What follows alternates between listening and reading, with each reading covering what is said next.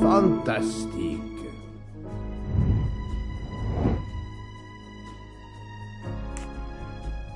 Good. Et voilà.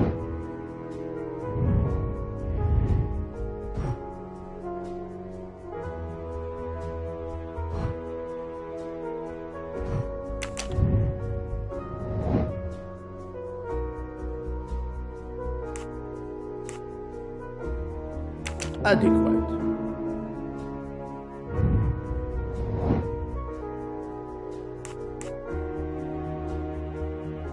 Brilliant.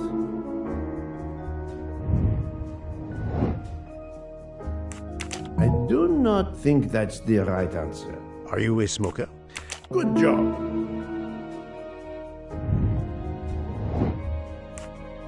Think, Poirot. That is not a good answer. Are you a smoker? Yes, I smoke cigarettes. I've tried to quit, but no luck.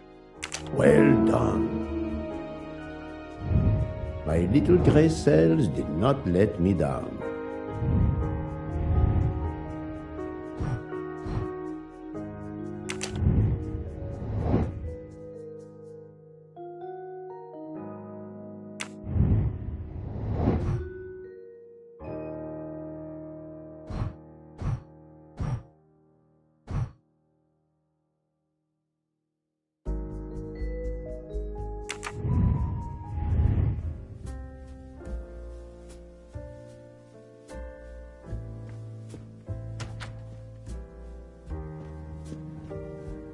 I'll keep an eye on them instead.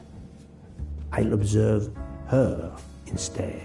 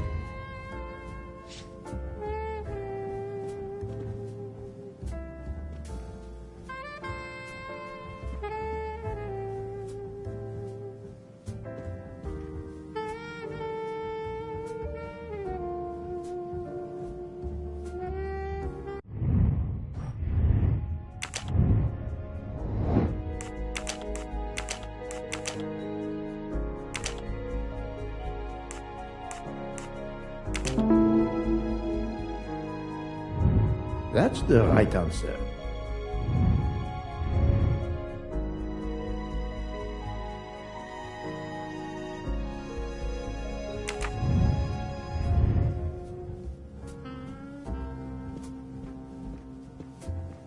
Monsieur Fauché, may I disturb you for a moment? Of course. How can I help? Can you write your address on this paper, please? You want to pay me a visit? Who knows, Monsieur Fauché?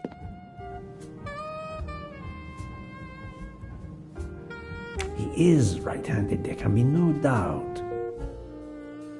Are you a smoker? I'm trying to quit, but yes. I'm now down to just 1 pack of cigarettes a week. If you're looking for a heavy smoker, you should talk to Hotaru. It is, of course, about the murder of Monsieur Ratchet. Can you tell me your movements last night? I understand.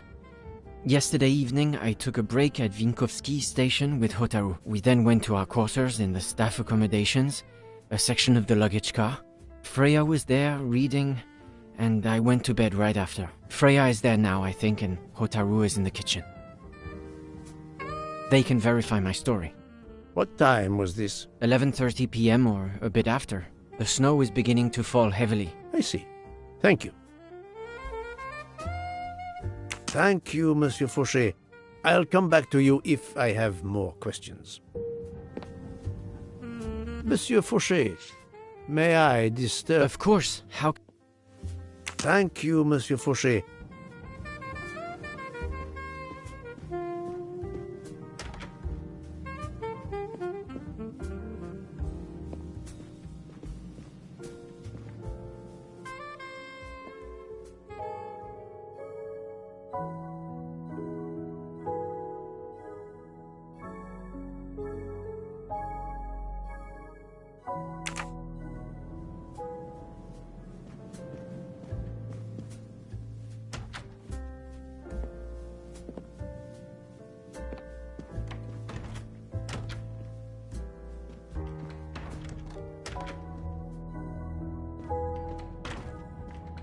So, Poirot, I hope you are progressing in your investigation. I have not finished yet, but it is progressing, yes. I still have many questions that must be answered. I will report to you as soon as I can. So, Poirot, I have not...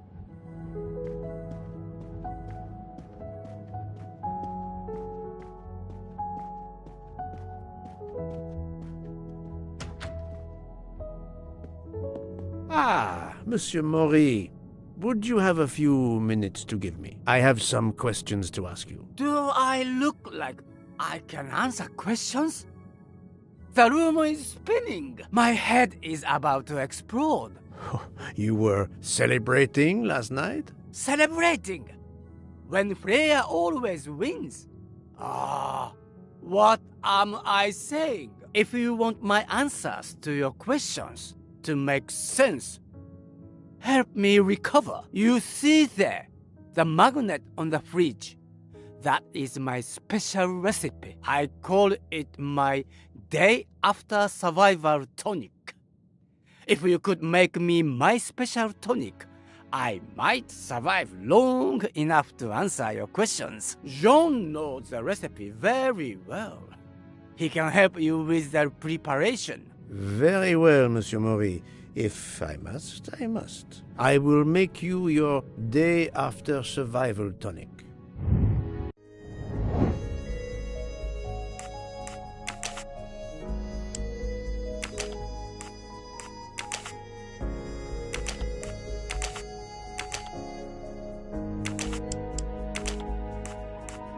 This is wrong, but I'm never far from the truth. Think, Poirot, that is not a good answer. I do not think that's the right...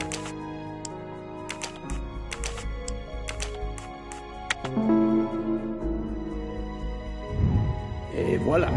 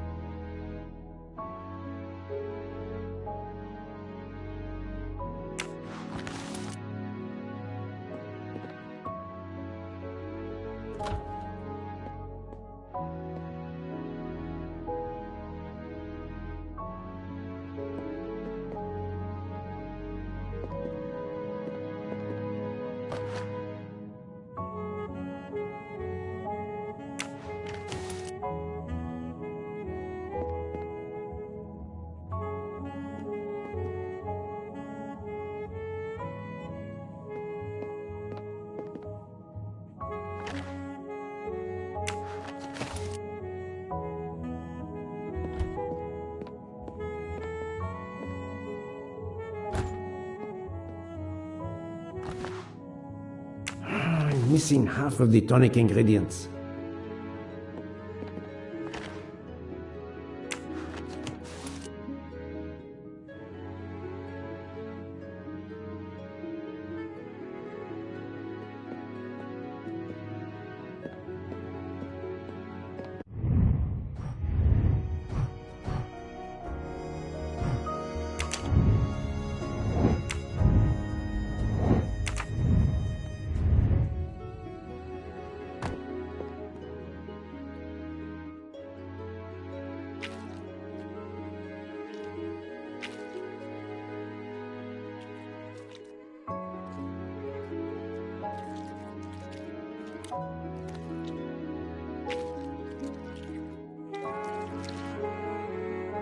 I have all the ingredients for Monsieur Maury's tonic.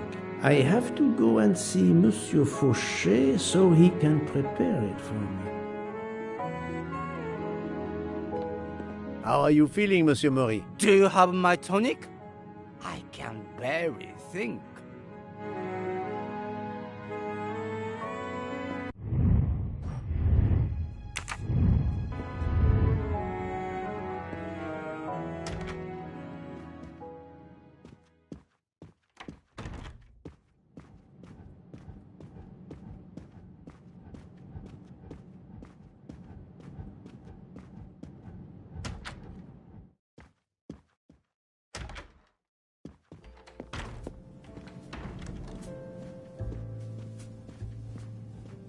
Monsieur Fauché, may I disturb you for a moment? Of course, how can I help? Monsieur Fauché, I need your help to prepare a cocktail. What is this phrase? This is music to my ears. What can I fix for you? A mojito? A gin and tonic? Or perhaps a martini? Shaken, not stirred? It's not for me, but for Monsieur Maury. Ah, his day after survival tonic. Unfortunately, I know it well. Here is everything that was listed on the magnet. Excellent! I can take it from here. Mr. Poirot, I'm uncertain about the lemon juice. Is it half a lemon or a full lemon for the recipe?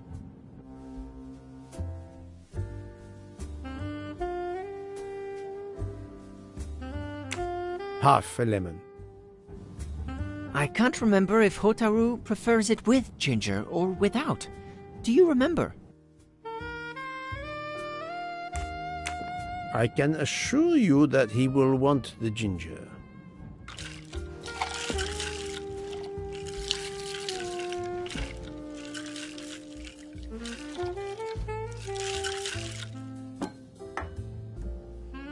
There you are, sir. Hotaru will be himself again. Excellent. Thank you very much.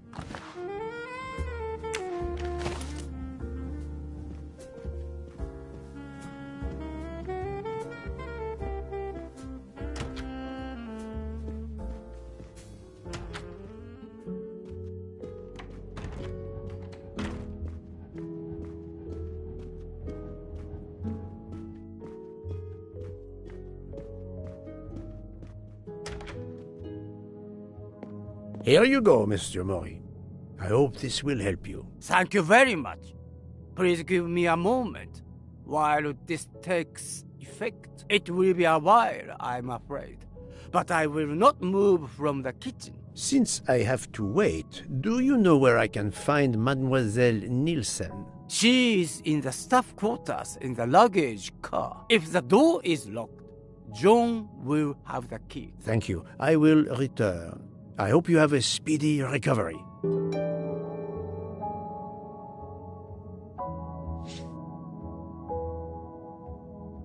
How are you feeling, Monsieur Maury? Everything is still fuzzy. My tonic needs more time to take effect.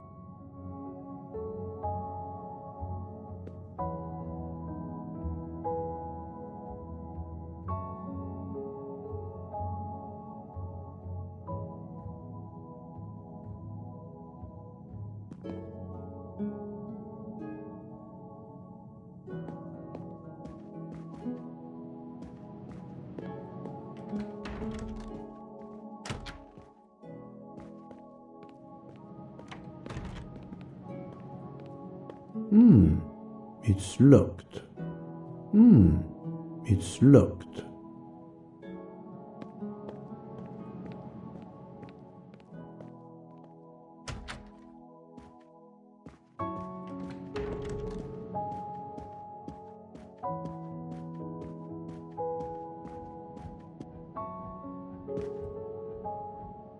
Monsieur Maury told me that you are the one who has the key to open the luggage car door. I will need it. Yes, that's right. Here it is. Please don't forget to give it back to me. I will not forget, Monsieur Fauché. I have a favor to ask. Could you visit the passengers who are in their rooms and explain there has been an error with their allergy and diet form? But, Monsieur Poirot, I made no errors. Of course not. Call it a computer error. Yes, it is possible, but even if I can see this is part of your investigation, I do not understand it. I would ask that you observe which hand each passenger uses. Ah, you wish to know if they use the right or left hand when they write? That is my intention. I will take on this mission for you. Excellent.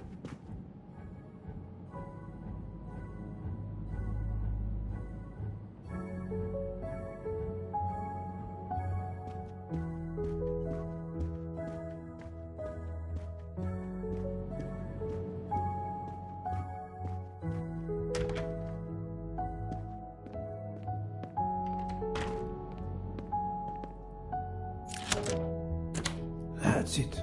It's open now.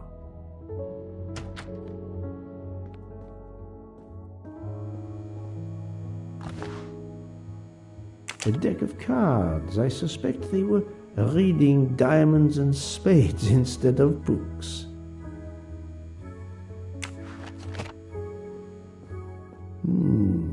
Empty rum bottles.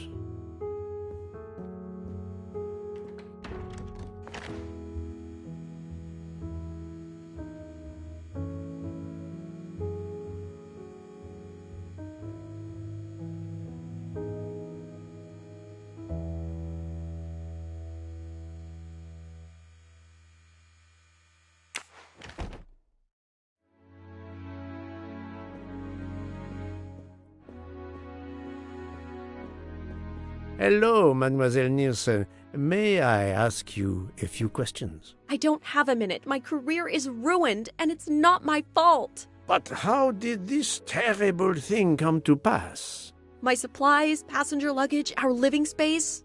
There is so little room. I gave the cargo handlers in Istanbul strict instructions how to stack my crates containing the ingredients I need for my desserts. So as one box is used up, it can be discarded. And these fools of cargo handlers did not follow your instructions? Ignored completely. I have 4 crates that must be moved from there to here to correct the order they are stacked. But placing the wrong crate on top of a smaller crate will crush it, its contents, and my career. Calm yourself, mademoiselle.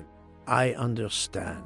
So, the problem is these 4 crates must be moved there, but carefully. Yes. I have to move these 4 boxes from this location to here. But there is not much space to move the boxes, and I have to be careful never to put a bigger box on top of a smaller one, or the smaller crate will be destroyed. The problem is clear. I shall assist you.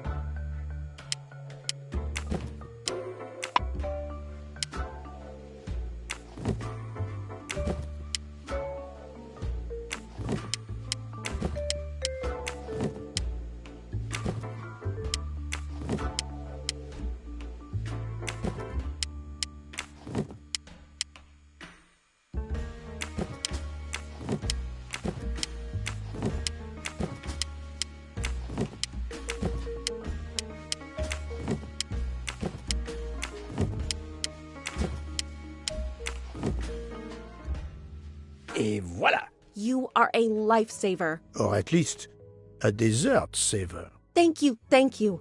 I will gladly answer your questions.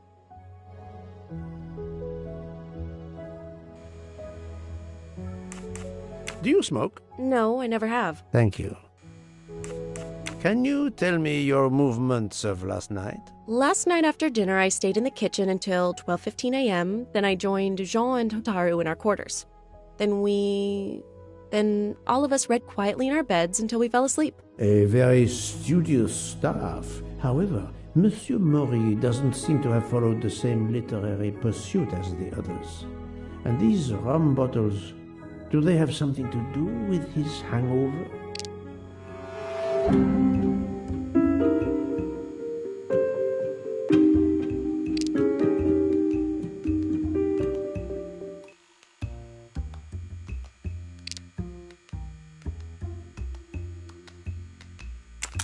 I rather think that you didn't just read last night. What makes you say that?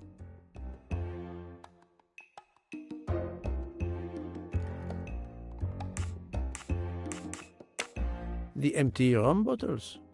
Were their labels part of your reading last night? My fault. I must have left them there before I put them in the bin. And these are straight from the bar. Our passengers must have drunk them. I have my doubts. But why would she feel the need to lie? I spoke to Monsieur Maury. He seemed to be quite hungover. He even asked me to make him his day after tonic. He blurted out, "Freya always wins." Wins what? Looking around, it is clear you were gambling and drinking most of the night. You don't understand. It's late when we're off duty, but we need to unwind. And now there's been a murder? Yes, I admit it. We went overboard last night. But please don't tell Mr. Book. It's against regulations. We could all be fired. Mademoiselle, I realize your difficult jobs have been made more difficult. But as you say, there has been a murder. I must have the truth. Of course. I'm so sorry. It's not such a crime. I'll leave it there and check in with Monsieur Fauchet. Would you mind writing your address on this paper? I'm asking everyone on the train for addresses, in case I need to contact them once they leave the train in Paris. I understand. Yes, that's it. Mademoiselle Nielsen is right-handed. Thank you for your answers, Miss Nielsen. You're welcome.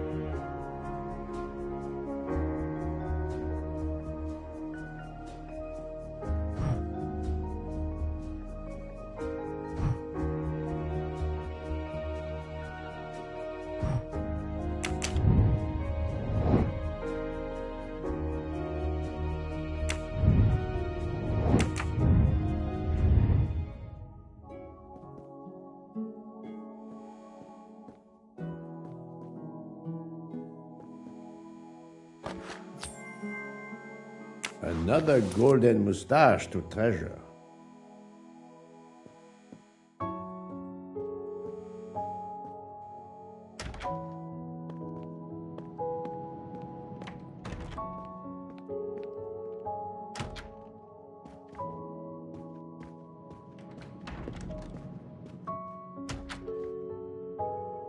How are you? It's better. Thank you. Then may I ask you some questions? It will not take long. Quickly, please. I have hungry passengers to feed. Très bien. Can you tell me your movements last night? Oh, nothing special. When I went off duty, I joined John and Freya in a compartment. I read for a short while, then went to bed early. Reading? I'm not sure you have recovered enough to tell me the truth. Don't waste what little energy you have recovered to lie, Monsieur Maury. Yes, sorry, Mr. Poirot. You're right. It obviously wasn't reading that made my head hurt like that. But if you told Monsieur Book, it could mean my job. I will keep your secret, but I am investigating a murder. You must tell me the truth. Thank you. Please, write your address on this paper. My address? I don't see why. I think I hear Monsieur Book approaching. My address? Yes, of course. Another right-handed person. Not surprising, most people are. You are a heavy smoker. My job. It is very stressful. Would you happen to know who vapes on the train? A banana flavor? Oh, yes. The smell disgusts me. What is wrong with a good tobacco? I do not have time to answer that. Who is it? I've only seen one person who vapes. It's Captain Arbuthnot. Captain Arbuthnot. I see.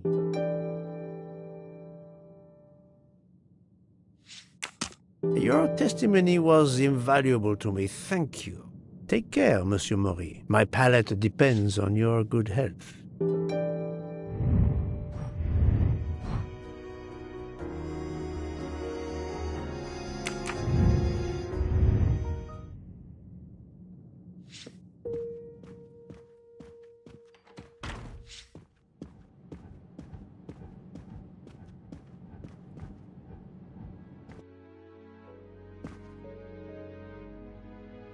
Here is your key. Thank you very much. My pleasure. About the little favor I asked of you. Aha, but of course. I was able to get new allergy forms from guests who were in their compartments. Monsieur McQueen, Monsieur Masterman, Count and Countess Andreni, they are all right-handed. I also asked Princess Dragomirov, but she had her assistant, Madame Schmidt, sign for her. She is right-handed as well. You have exceeded my expectations. Well done. Thank you, Monsieur Fauché. I'll come back to you if I have more questions.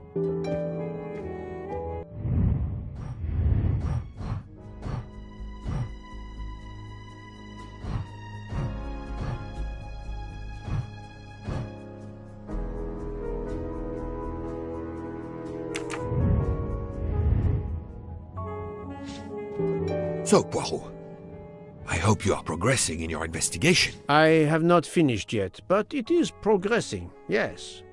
I still have many questions that must be answered. I will report to you as soon as I can.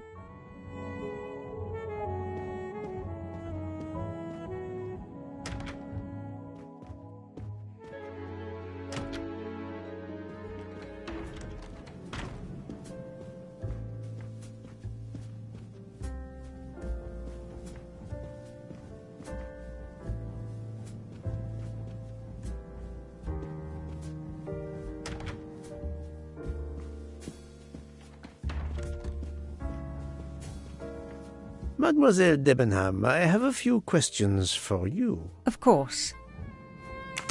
Thank you for your assistance, mademoiselle.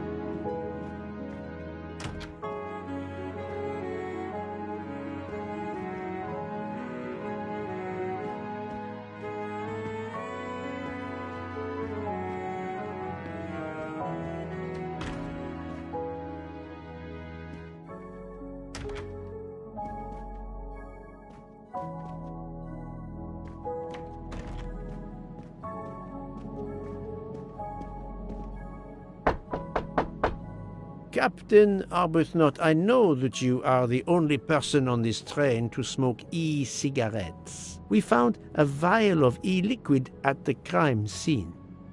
Will you talk to me about this, or should I pass on what I've learned to the police?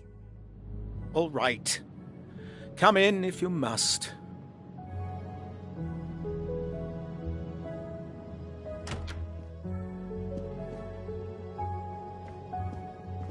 I have just a few questions for you. Very well.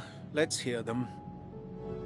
The young English lady, Mademoiselle Debenham, was at the Tocatlian Hotel.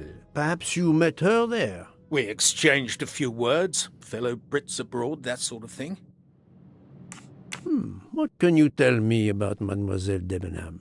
Nothing whatsoever. We barely spoke. The director of the Orient Express, Monsieur Bouc, thinks the assassin is a woman. And that is enough to accuse her? She had nothing to do with this murder. How can you be so certain? The idea is absurd. Ratchet was a perfect stranger to her. She'd never seen him before. Ah, did she tell you so? Well, yes, maybe she did. She may have commented once upon his somewhat unpleasant appearance. If a woman is concerned, as you seem to think, to my mind, without any evidence, I can assure you that Miss Debenham could not possibly be implicated. It is clear that the captain is defending Miss Debenham, a woman he supposedly doesn't know very well. What were you doing last night around 1:15? 1:15? I believe I was still talking to that young American fellow, Mr. McQueen, the secretary of the man who was killed. We were in his compartment. He was a friend or acquaintance of yours? No, I never saw him before this journey. We'd hit it off at dinner, and the conversation continued into the early hours. Until what time was that? Until 1:45 or so. Then I retired to my room and went to sleep. There is nothing you can recall last night that in any way struck you as suspicious? It's nothing. A mere detail. Allow me to be the judge. Well, before returning to my room, I went to the lounge car to get a glass of water. When I was passing through the first-class corridor, I noticed that the door, which is just after your room, 201, was not quite closed, and the person who was inside peered out in a furtive sort of way. Then he closed the door quickly. I know there's nothing in that, but it was the furtive way it was done that caught my attention. Struck me as a bit odd. I understand. Thank you for letting me know. Could you write down your address here, please? My address? If you insist.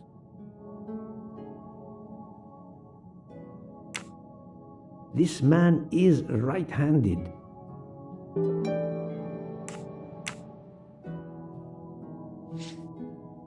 Is this e-cigarette liquid yours? What flavor is it? Banana. Well, that is awkward. That's my flavor of choice. But I have no idea what it was doing there, whatever. Can you explain how it ended up there? I have no idea. I never entered the man's room, Poirot. That's the truth. Thank you, Captain. You're welcome.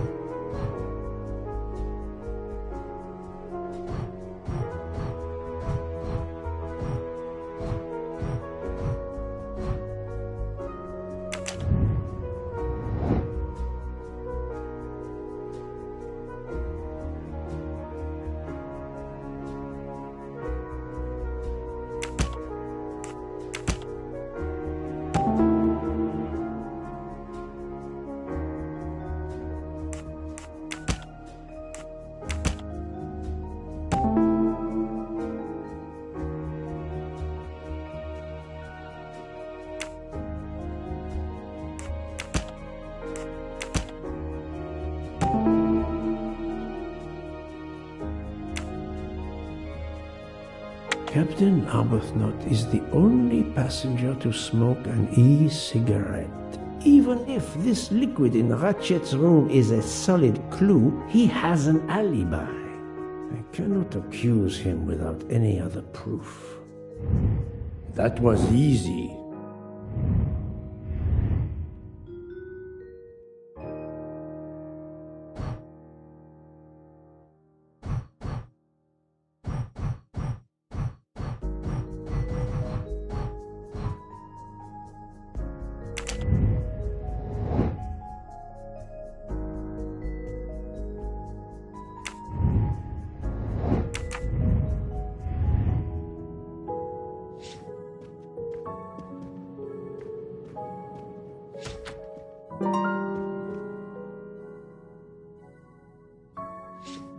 How is Mademoiselle Locke, Doctor? Her vital signs are improving, but she is still unconscious. I understand. Thank you for looking after her.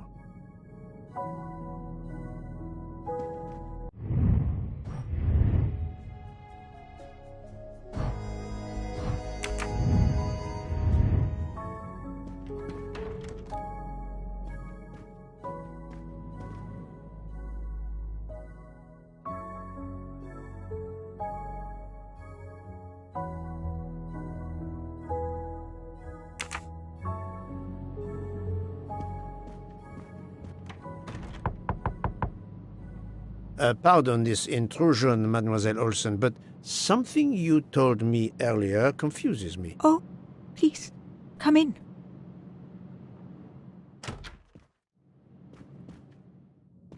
How can you be sure Mademoiselle Debenham was in bed all night? As I told you, I am a very light sleeper. The slightest noise wakes me up. If Fraulein Debenham had gotten out of her bed, I would have heard her. I got up this morning around 8 a.m. She was sleeping soundly.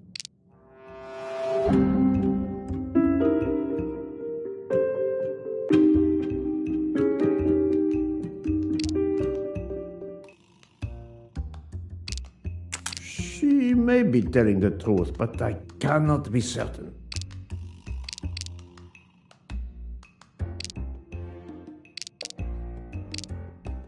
Are you certain you would have heard her? Yes. Why are you asking? I spoke to Mademoiselle Debenham, and she told me that she got up around 5 o'clock in the morning. She opened the door and looked down the corridor. It was then that she saw a woman in a red kimono. How do you explain that? I think I must have been sleeping very soundly not to have heard it. Oh, but does that make me a suspect? I am not accusing anyone, mademoiselle. Do not worry. I am just trying to determine what happened last night. Thank you for your testimony.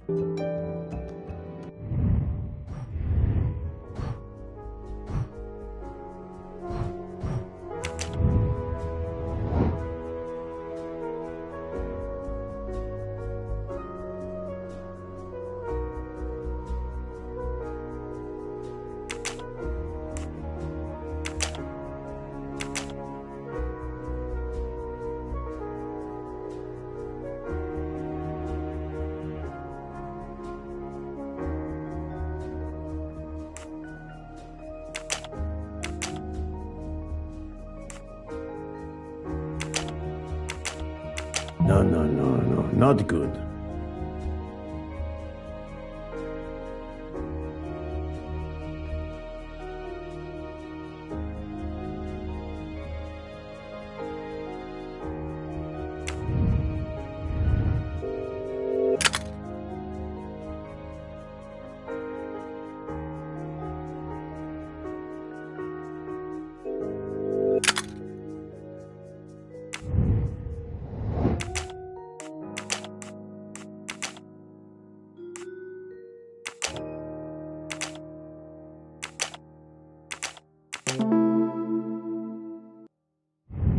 My little gray cells did not let me down.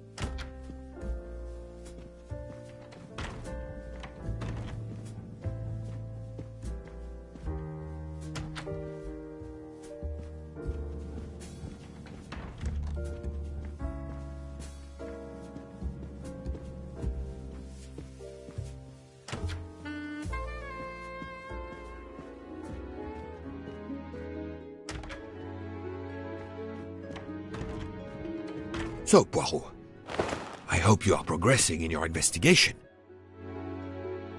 There is no trace of the murder weapon on the train, as yet. The killer could have hidden it anywhere. It must be somewhere. Indeed, as you say, it must be somewhere. According to Dr. Constantine's report, the stab wounds were made by at least one right-handed and one left-handed person, and with different strength. For the moment, Everyone I have checked is right-handed. It is impossible to draw any conclusions as yet. However, I still have a few people to interrogate, notably the Russian princess. You still have many avenues to explore? Indeed, the case is far from over, mon ami. I identified the person responsible for the bottle of liquid for the vape found at the crime scene. So, this is our culprit? Do we hold him? No, unfortunately, this bottle belongs to Captain Arbuthnot, but he has an alibi, confirmed by Monsieur McQueen for the time of the murder. Monsieur Bouc, Monsieur Poirot. Michel, calm down. But it's Mrs. Hubbard. She says she found the murder weapon in her room. She's very upset. Let's go, Poirot.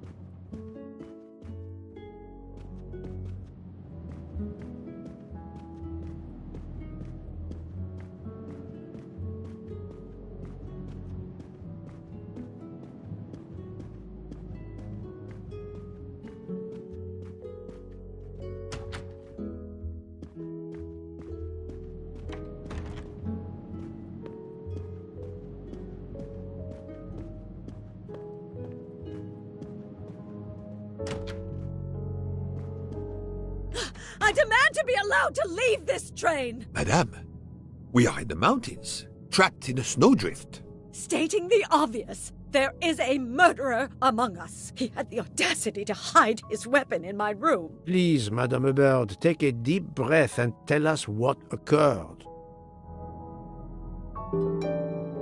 Where did you find the knife? I wanted to get a handkerchief from my purse, and when I opened it, I saw it! A bloody knife!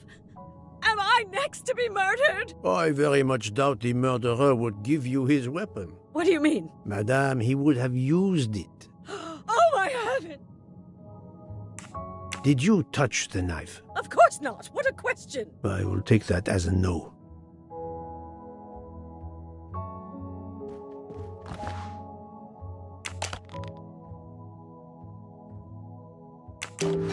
Is this knife the real murder weapon, or is it a red herring?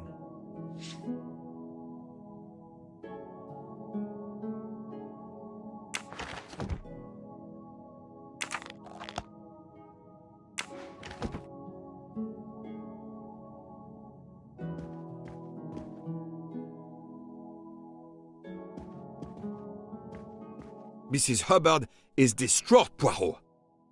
I should stay with her. Please go on without me. I have every right to be distraught. Thank you, Mr. Bouc.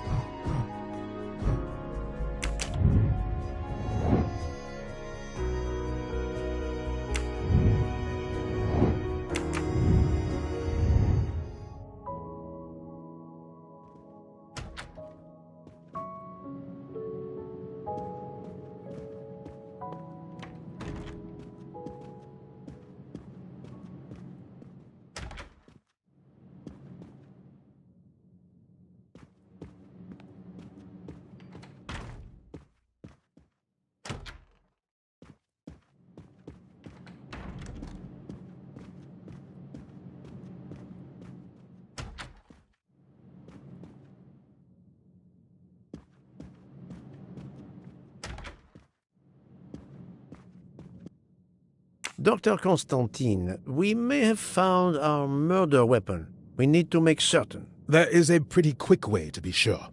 I have estimated the depth of the wounds. You can easily find the depth of each wound by comparing the width. There are 5 of them that I am not sure about. Test them, and then we will compare our results. I will do as you say, Doctor.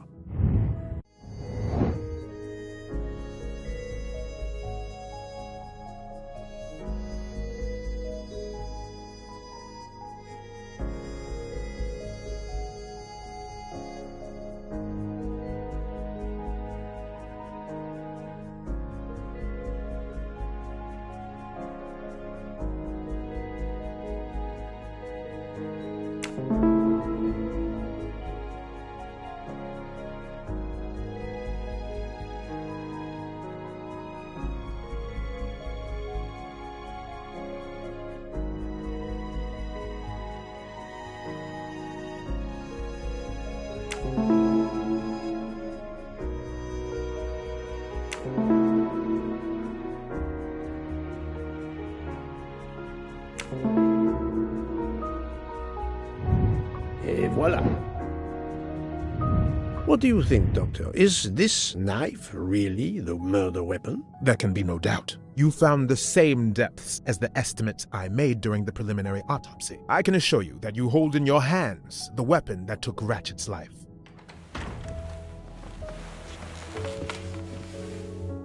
Thank you. I feel way better now. The rest gave you time to sleep off most of the effects of the drug. I'm still a bit groggy. That's understandable. Are you able to continue your story now? Yes. Yes, I think so. Where was I? You were explaining how you returned to the Armstrong house to tell them their poor little child was dead. Yes, that's it. I felt helpless. My part in the case was officially over, but I knew I couldn't let it go. Daisy deserved justice.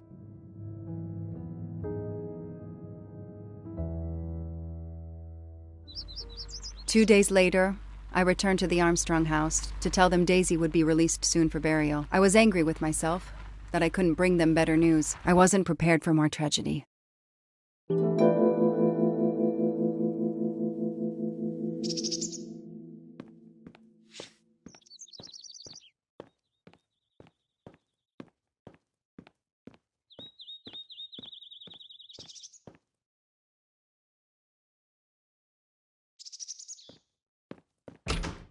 Hello, Miss Morrow.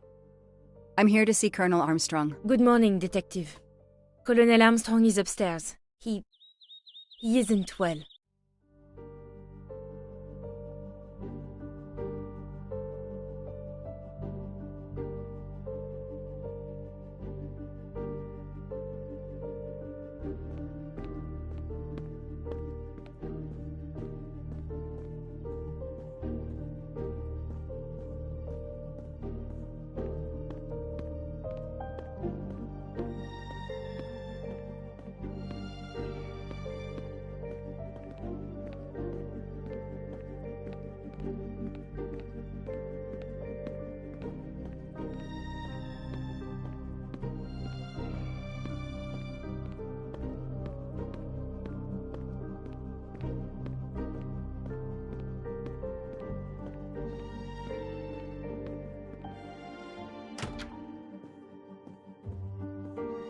Good morning, Colonel Armstrong. Is your wife here? Here? No, Sonia is not here. Always one step behind. She died of a miscarriage last night. My wife, Daisy, and our baby. My whole family is gone. I'm so sorry. I came straight here this morning. I received word that you can arrange for Daisy to be returned to you for burial. I didn't know. Well, then, now you don't have to come back. I can arrange for Daisy, my wife, and our unborn child to be buried all at once. Very efficient. Being a military man, I can appreciate efficiency. I know how hard this must be for you. No, you don't know. I don't want your sympathy. I want you to do your bloody job and catch the creature that did this. I know you won't believe me, but I swear to you, I will find who did this. If it takes me to the far corners of the earth, I will find them. Then go. Please go now. Go find them.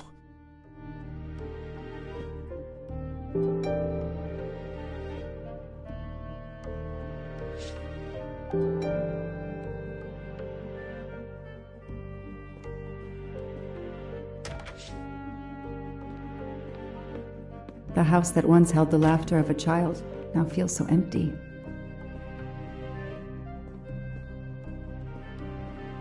I'm not giving up. I'm a part of this case. Or the case is a part of me.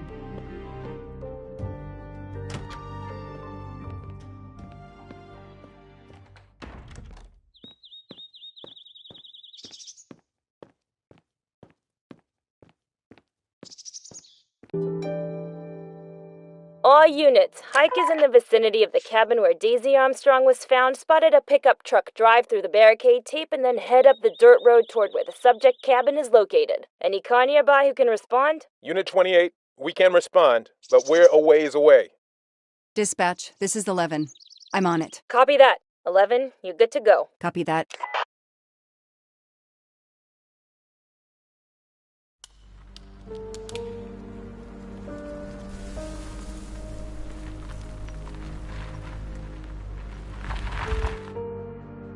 Okay, there's the pickup. Let's see who ignored our barricade tape. 11 here. I'm at the cabin. Someone has broken in. Are you requesting backup? Not yet. I'm going to take a look around. Copy that, 11.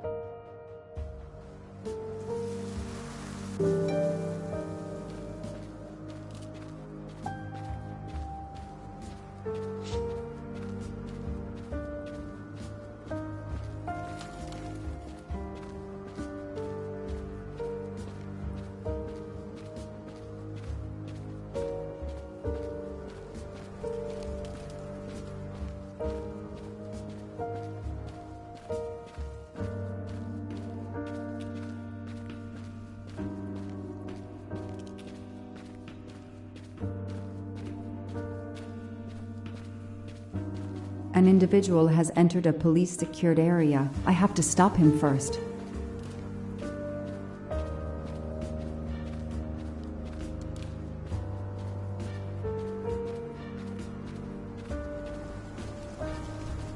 Somebody ignored the barricade tape.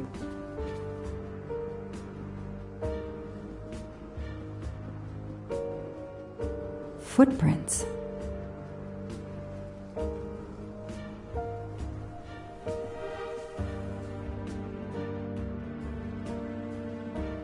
A forensics evidence identification marker. Forensics had to go through this place with a fine-tooth comb.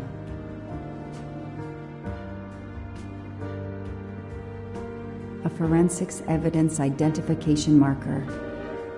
Duct tape to silence Daisy's screams.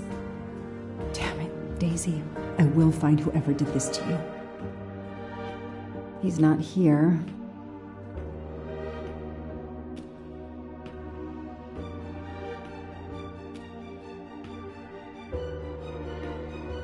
$3-8-92. Oh, when the poor dear was killed.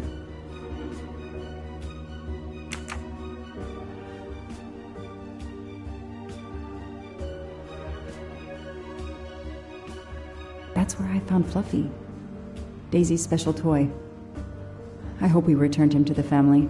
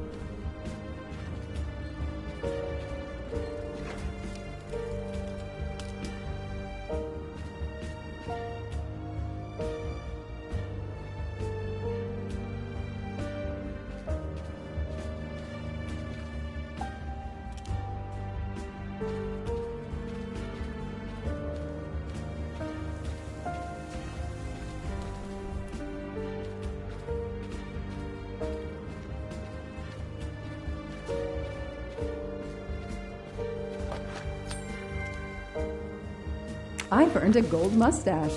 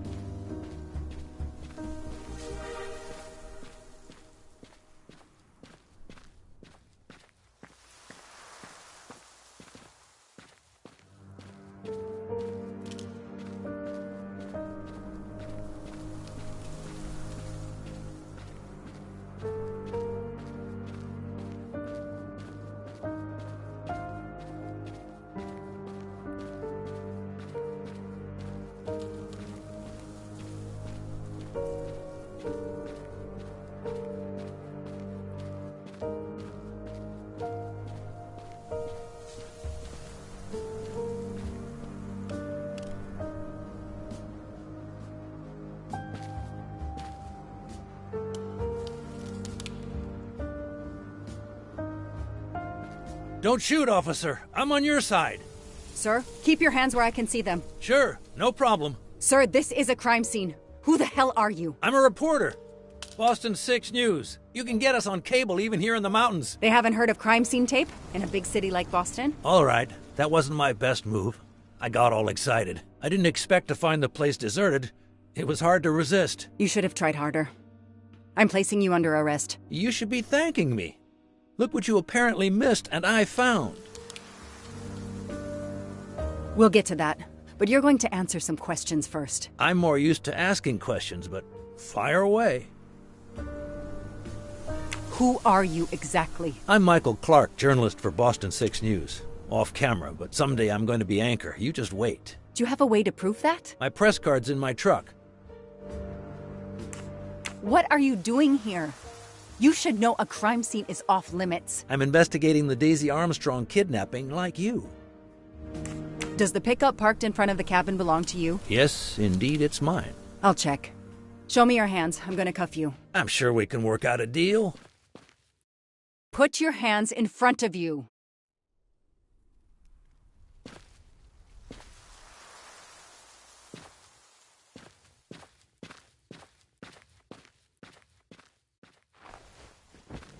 Aren't you going to read me my rights? You have the right to remain silent. I really wish you'd exercise that one. Dispatch, this is 11. I intercepted a suspicious individual at the crime scene. I'll check to determine how badly he's compromised it. Then I'm bringing him in. Copy that, Detective Locke.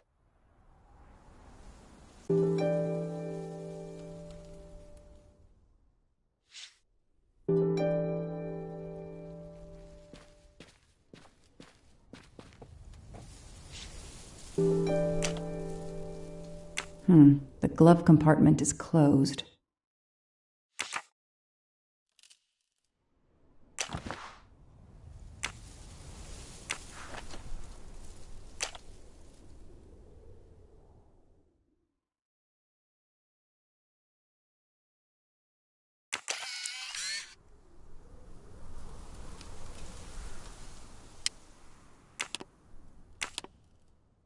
Candid photos of the entire Armstrong family. A reporter just doing his job.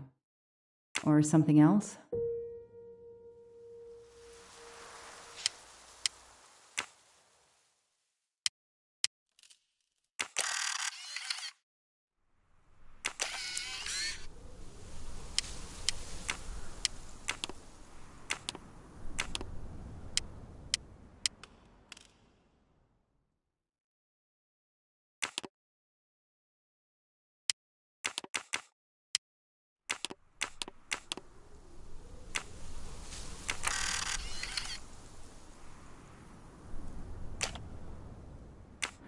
The glove compartment is closed.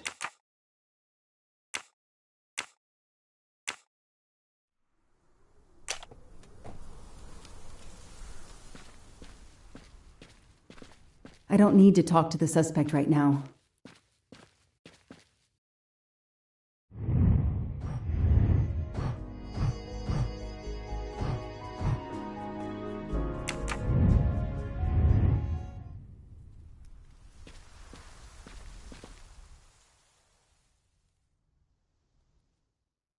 This outline is the same shape and size as the gasoline can.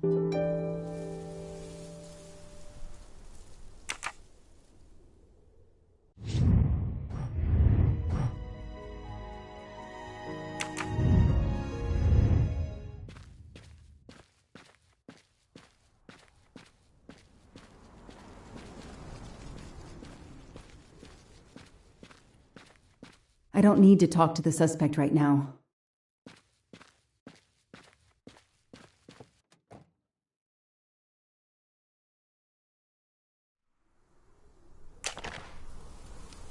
Telephoto lens. Not so surprising for a journalist.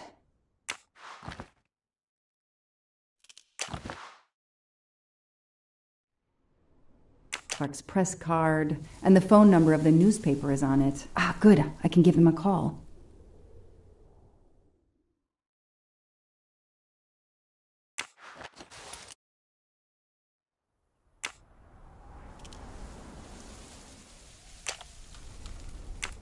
The glove compartment is closed.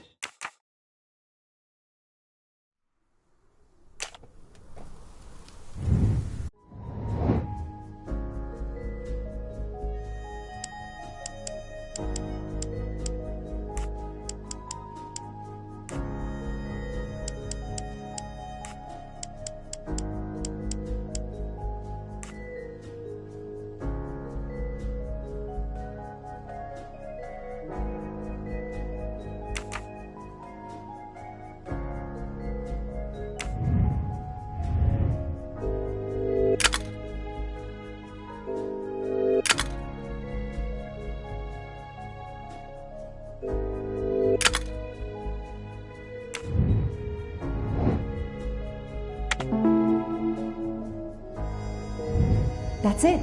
No rookie mistake there.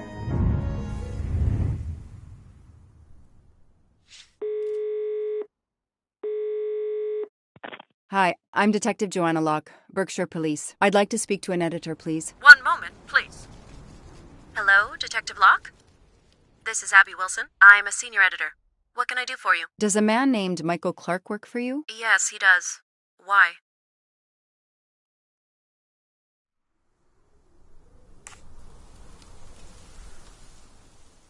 When was the last time you heard from him? Oh, it's been at least 7 or 8 months. That's not unusual. He works in the field? Yes, Michael Clark is what we call a stringer. He works as a freelancer, comes up with a story we can use, we pay him, and we don't hear from him again for several months. What kind of stories does Mr. Clark write? Mr. Clark is an investigative reporter. Mostly crime stories, to tell you the truth. He comes up with some pretty macabre stuff some of the time. Is there a problem? Or a story? Do you remember what the last case he investigated was? It was a murder case. The victim was a millionaire named James Miller. He was called the Frozen Fish King of Gloucester, Massachusetts. His body turned up in one of his nets. Or, rather, most of it did. Ah, well, thank you, Ms. Wilson. You've been a great help to me. Pleasure. I hope he's not in trouble. He can be a little pushy, but he's a good guy overall. So what's he working on now, Detective? Are you sitting on a story? Thanks again.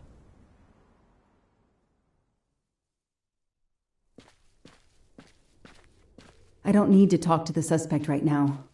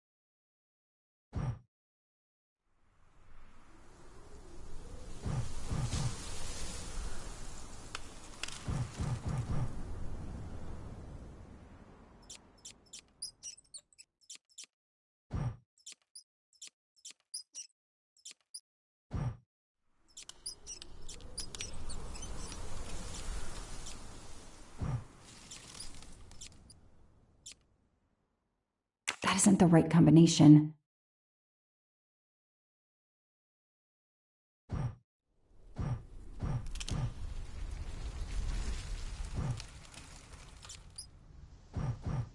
Yes! I knew I could do it. I can always use safe cracking as a career move.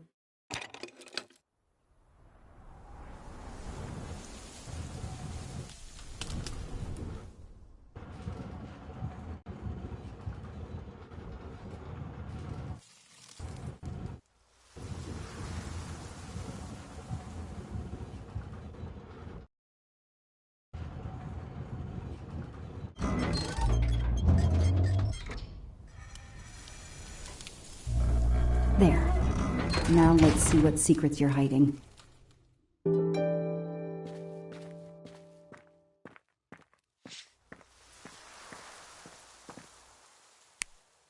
This must be the missing can from the pickup.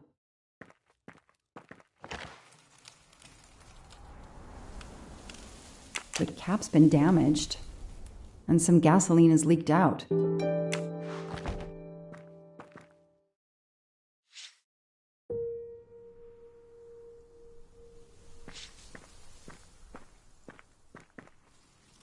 This bunker looks like it's as old as the cabin. Everything is falling apart.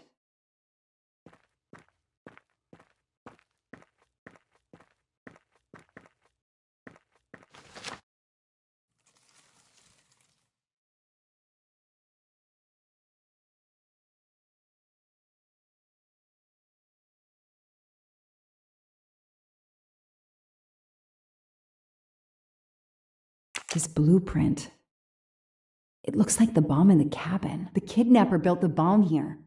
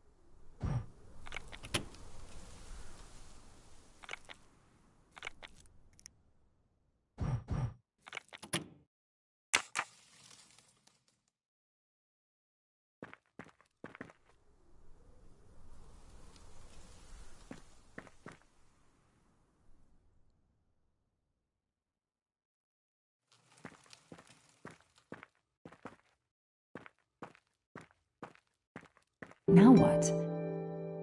I have to turn the power back on to open this magnetic door.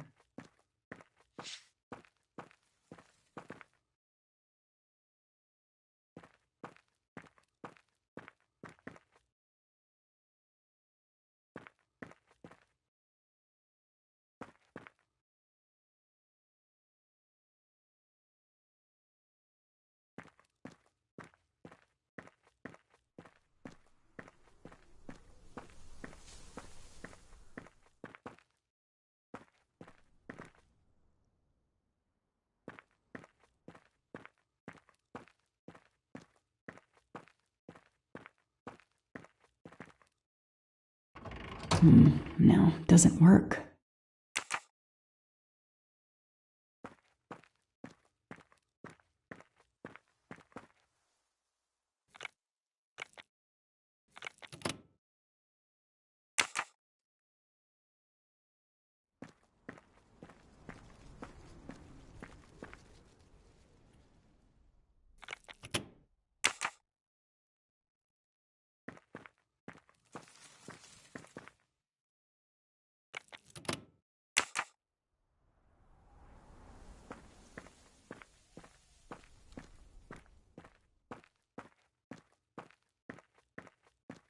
Now what? I have to turn the power... Let there be light.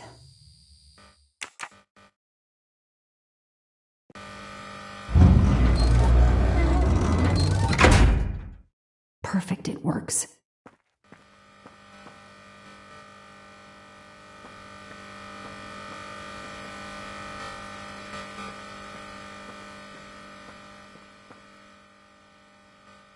February 24th, the day of the kidnapping. They knew about the party and everything.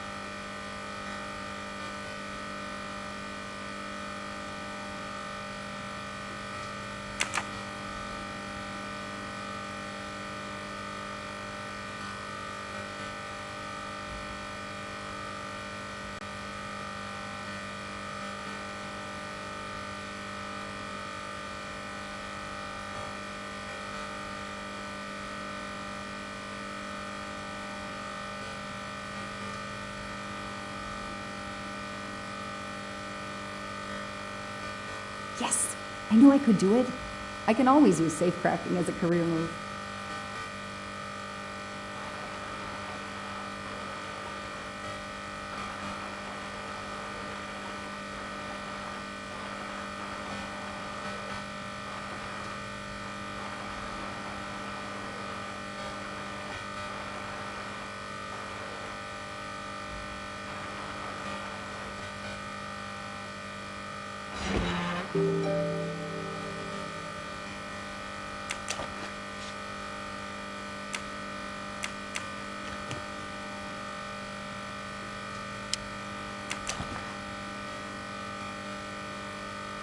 That looks like a hair caught in the band around the money. Forensics will tell me for sure, but that doesn't look like Daisy's color.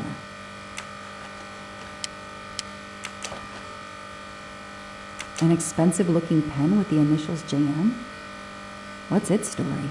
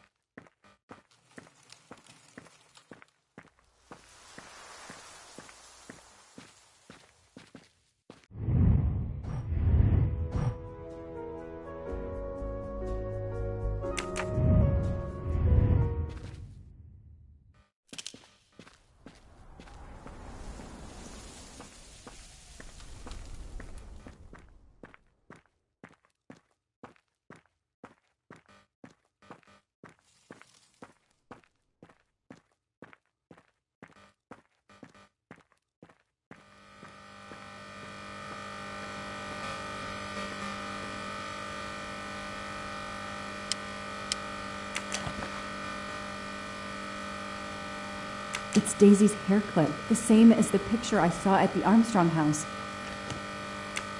These get locked up again until forensics get here.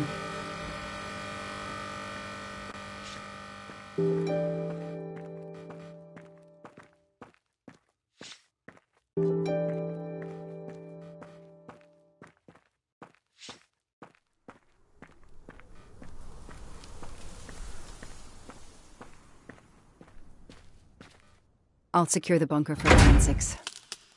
Progress at last.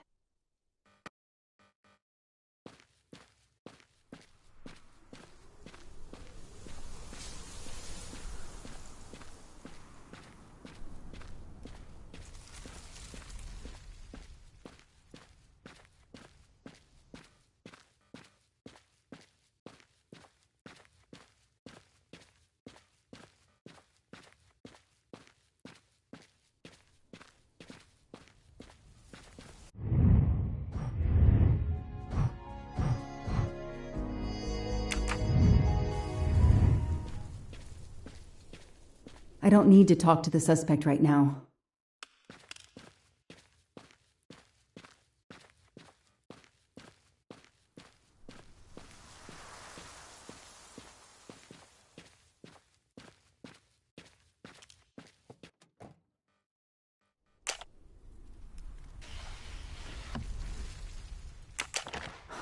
Car keys in the sun visor.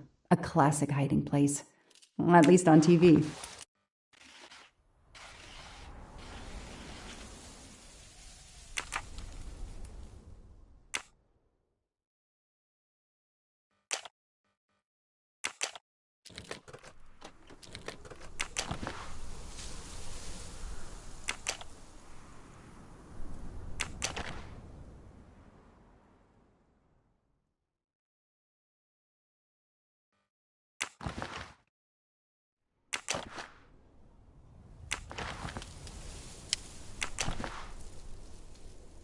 Clark's driver's license seems to be in order.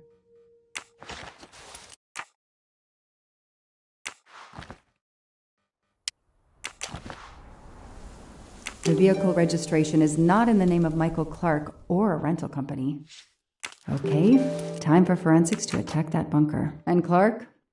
He's too sure of himself. I need to get him into an interrogation room and find out what...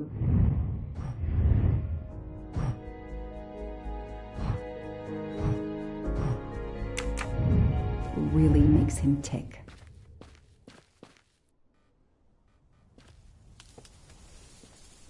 I know my rights. You can't keep somebody locked up in a car like this, you know. You wouldn't do it if I was a dog. Do they have bathrooms at the station?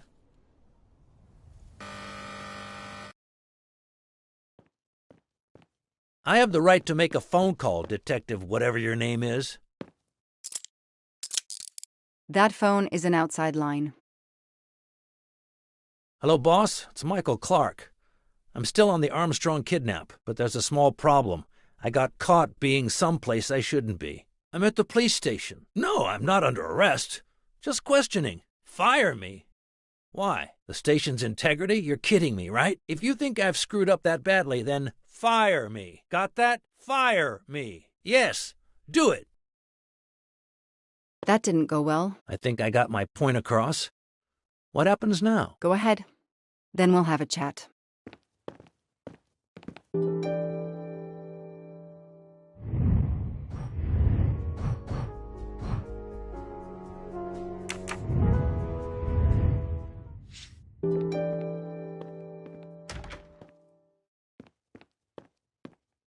An extra computer so I don't have to go all the way out to my desk. This is all a game to him, and he doesn't expect to lose.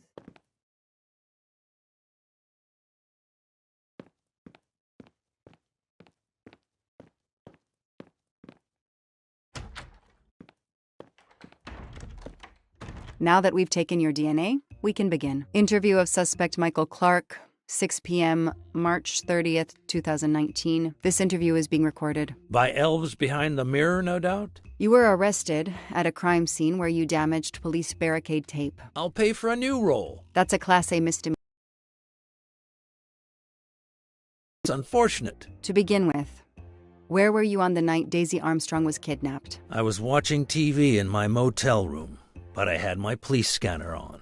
I heard the first reports that the little girl was missing. No way the police at the scene were going to let me get close. I set my alarm so I could get on the story first thing in the morning and tried to sleep. It was difficult. Can anybody confirm where you were? No, afraid not. I was alone and sleepless. A sad combination. And I realized a bad alibi.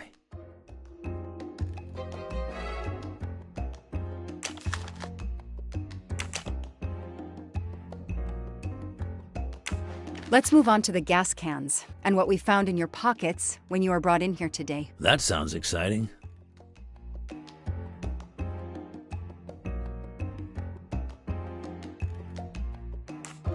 In addition to the gasoline in the back of your pickup and another in the bunker, you had a lighter and gloves in your pockets. You were going to set fire to the bunker and every scrap of evidence inside. Where to begin?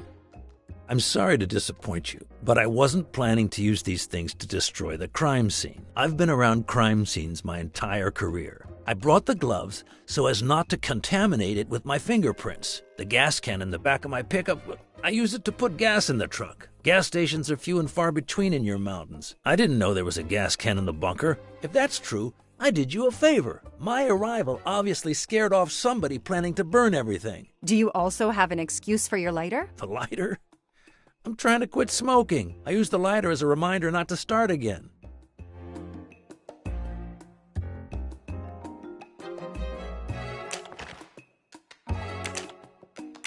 You say you're a journalist, a stringer for Channel 6 News in Boston. I sell my stuff to lots of media outlets.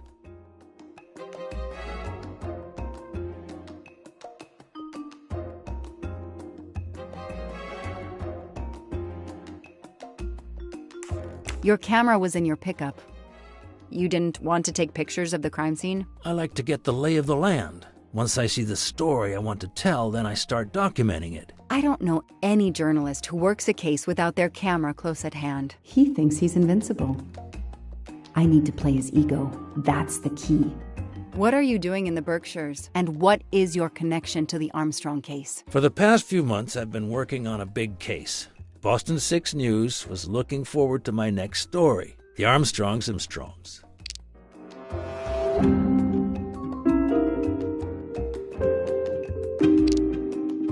So you just stumbled on a major kidnapping story during your stay in the Berkshires? Yeah, I was researching PCBs in the river for crying out loud. Then, wow, the Armstrongs. That's not a Science Sunday report. That's a lead. Sometimes you just get lucky.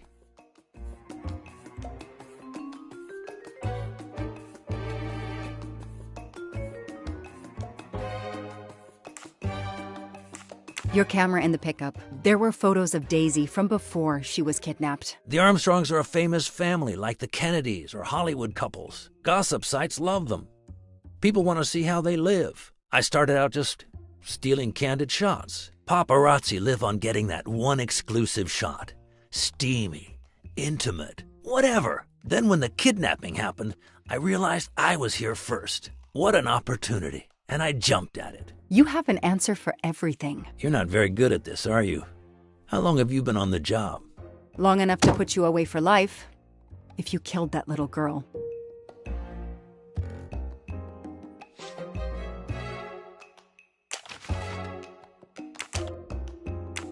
Let's start with why you went to the cabin. If the police were interested in it, I was interested in it.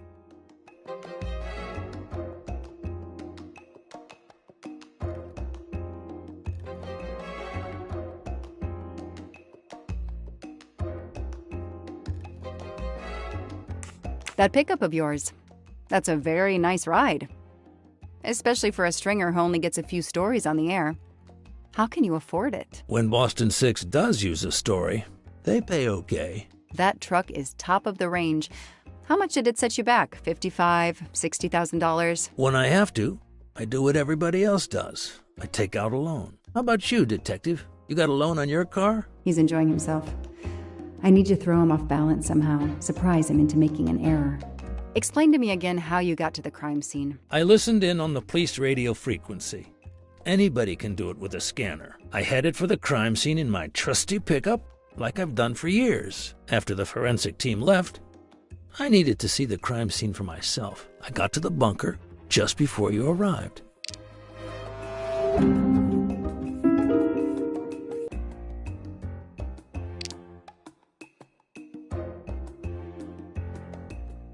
Where's a lie detector when you need one?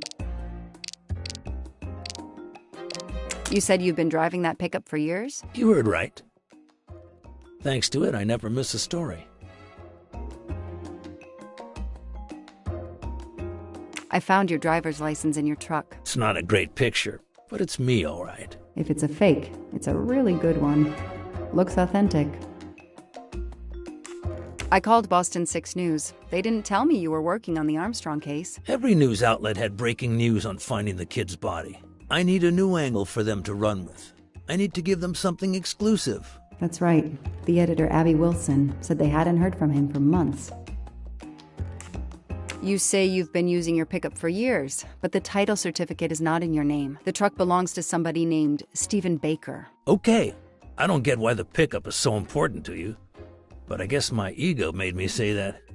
Yeah, the pickup was lent to me by a friend. I couldn't afford it even with a loan. I think you stole it, Mr. Clark. You needed a pickup like that for our mountain roads, so you stole that one. Try proving it.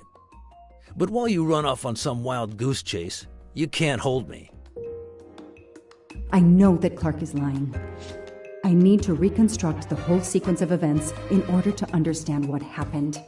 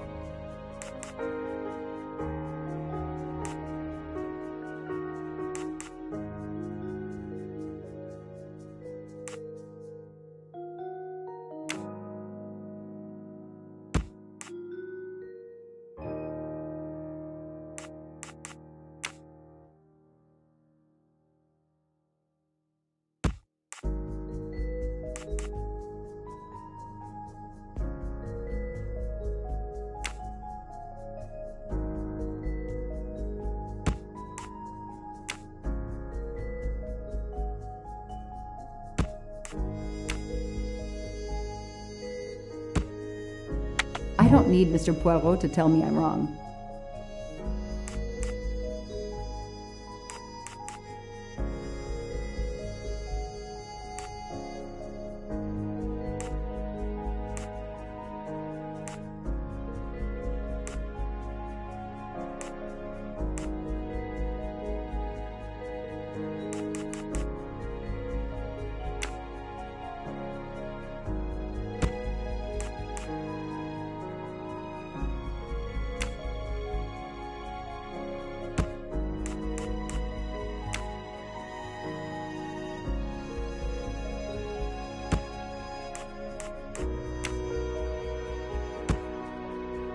Come on, Joanna. That's a rookie mistake.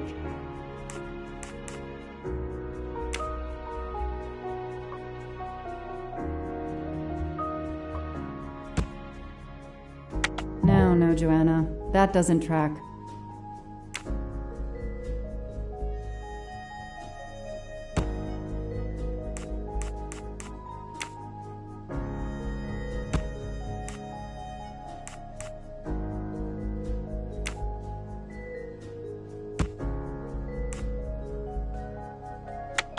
No, this isn't it. Think!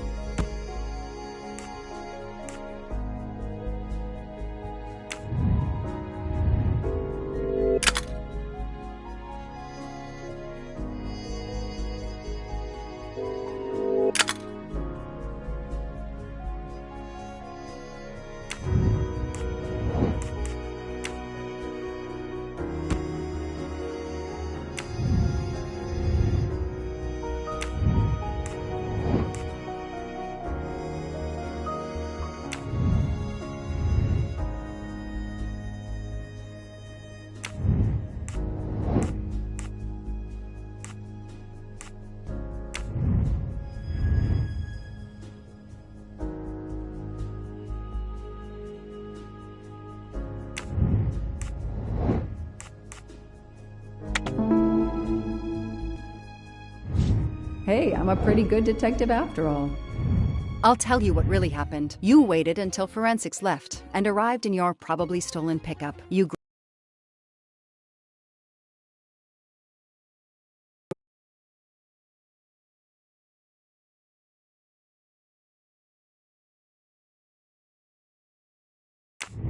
gasoline from your truck. You then went into the cabin to check if Daisy had been found. You then went straight to the bunker to see if it had been discovered, planning to set it on fire and destroy all the evidence inside. Before you could start the fire, you heard me arrive. So you hastily left your gas can and closed the hatch. You didn't think I could open the bunker. If I hadn't found you, I expect you would have burned down the cabin too. I'm not going to make fun of you, Detective, or how you handled my interrogation. You're obviously very new at this.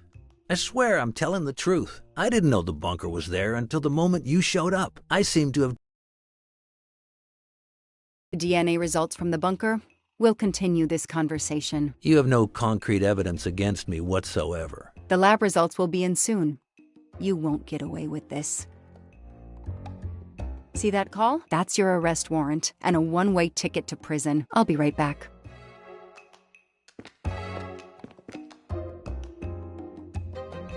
Hello, sir. I think I found the man who kidnapped Daisy Armstrong. I'm interrogating him now. Hold on, Detective Locke. I have some bad news. Someone set fire to the cabin in the bunker. The fire department is on the scene, but they say it's too late. That's impossible. My suspect has been in the interrogation room with me all evening. We can't hold him. Suzanne Moreau. Her fingerprints are on the wine bottle found in the cabin. We also found an unknown person's fingerprints, but they don't match your suspects. Sir, with all due respect, I'm convinced Michael Clark is involved. Detective, I'm cutting you some slack already. But we cannot hold your suspect simply because you're convinced he's guilty. We have evidence that Suzanne was working with an accomplice, Noah Garrity. I order you to release the reporter and arrest this Moreau. Let me just check my last lead.